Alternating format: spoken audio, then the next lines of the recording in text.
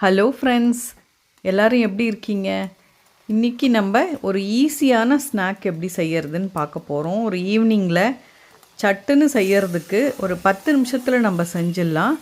ரொம்ப ரொம்ப டேஸ்ட்டாக இருக்கும், செய்கிறதுக்கும் ரொம்ப ஈஸியாக இருக்கும். இது பார்க்குறதுக்கும் முந்திரி ஷேப்பில் ரொம்ப அழகாக இருக்குங்க. வாங்க எப்படி செய்கிறதுன்னு பார்க்கலாம்.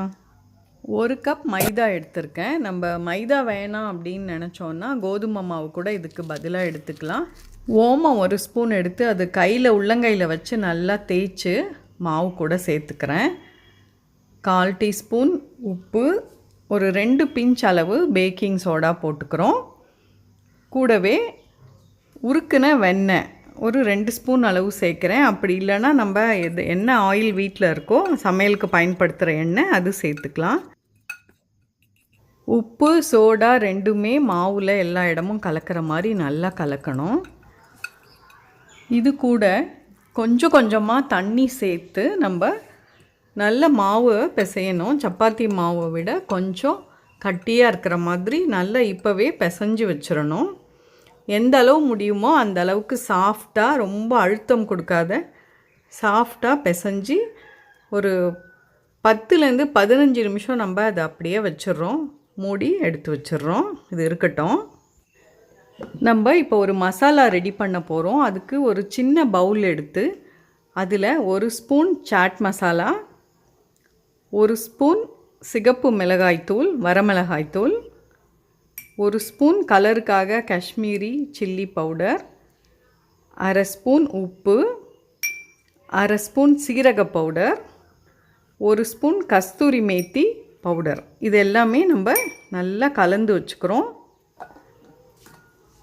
இப்போது பாருங்கள், நம்ம பிசைஞ்சு வச்சுருந்த மாவு நல்லா ரெடி ஆகிருக்கு, நல்லா ஊறியிருக்கு. இதை லேசாக நம்ம இந்த மாதிரி சப்பாத்தி விட கொஞ்சம் கனமாக நல்லா அந்த மாதிரி திரட்டிக்கிறோம்.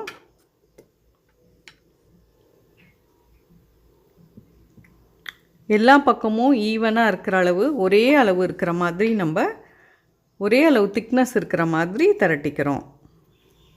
ஒரு பாட்டில் மூடி எடுத்து கட் பண்ணோன்னா பாருங்கள், இந்த மாதிரி சென்டர்லேருந்து கட் பண்ண ஆரம்பிக்கணும். கட் பண்ணோன்னா நமக்கு முந்திரி ஷேப்பில் எவ்வளோ அழகாக இருக்குது பாருங்கள். அந்த லைனை ஃபுல்லாக முடிச்சுட்டு அதுக்கப்புறம் அடுத்த லைன் ஆரம்பிக்கணும். அப்புறம் எக்ஸ்ட்ரா நிறைய வரும், அதெல்லாம் எடுத்து திரட்டி திரும்பவும் நம்ம பாட்டில் மூடியில் கட் பண்ணலாம். இந்த மூடி எடுக்கும்போது நம்ம இரும்பில் மூடி அந்த மாதிரி இருந்தால் ஈஸியாக அது ஃபுல்லாக கட் ஆகி வரும். பார்க்கவுமே ரொம்ப அழகாக இருக்கும். பாருங்கள், இந்த மாதிரி நம்ம மொத்தத்தையும் முந்திரி ஷேப்பில் கட் பண்ணி எடுத்து வச்சு ஒரு 5 நிமிஷம் ஆற விடுறோம். வாணலில் எண்ணெய் வச்சு அது நல்லா சூடானதுக்கப்புறம் சிம்மில் குறைச்சி வச்சுட்டு இந்த ஒரு பேட்டியும் அதில் எடுத்து போடுறோம். பாருங்கள், இந்த மாதிரி ஈஸியாக நம்ம எண்ணெயில் போட்டுடலாம். நிதானமான தீயில் நல்ல கிறிஸ்பாக ஆகிற அளவு நல்லா வேக வச்சு எடுக்கணும். அப்போ தான் நல்ல மொறுமொறுன்னு இருக்கும்.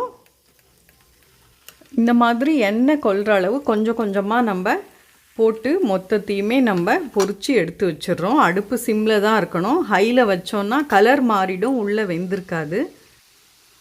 ஸ்டவ்வை சிம்மில் வச்சு நம்ம வேக வச்சு எடுத்தோன்னா கலர் நல்லா அழகாக இருக்கும், உள்ளவும் வெந்து கரகரப்பாக இருக்கும். நல்ல கலர் மாறினதுக்கப்புறமா இந்த பபிள்ஸ் எல்லாம் எண்ணெயில் அடங்கினதுக்கப்புறம் நம்ம அதை எடுத்து ஒரு பவுலில் வச்சிடுறோம். எல்லாத்தையும் எடுத்து முடித்ததுக்கப்புறம் அதை திரும்பவும் ஒரு தடவை எண்ணெயில் போட்டு ஒரு 2 இல்லை 3 நிமிஷம் நல்லா சூடாக்கி திரும்ப எடுத்துடுறோம்.